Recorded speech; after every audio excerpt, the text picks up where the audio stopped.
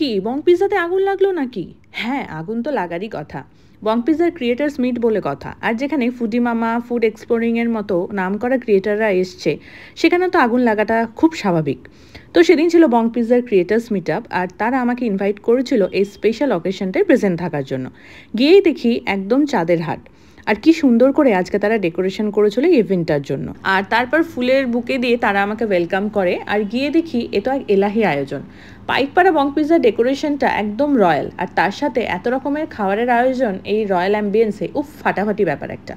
মেনুতে ছিল Mongolian veg, veg croquettes, red pepper chicken, achari moong tikka, jeera rice, মিলিজুলি veg, plain kulcha, egg chilli garlic noodles, hot garlic chicken, chicken biryani, chicken do pyaza আর ice cream.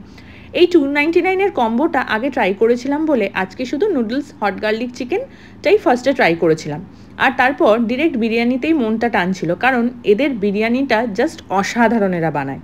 তো এরপর কিছু photo session চলছিল, আর নিজের প্রিয় ক্রিয়েটারদের সাথে একটু গল্প আড্ডা জমে গেছিল।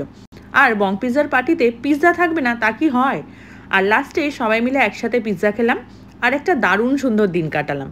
আর যারা যারা এই 299-এর বুফেটা এখনও ট্রাই করনি, চলে এসো এদের পাইকপাড়া আউটলেটটায়। আর এরকমই ফুড ইনফরমেশনের জন্য don't forget to follow me.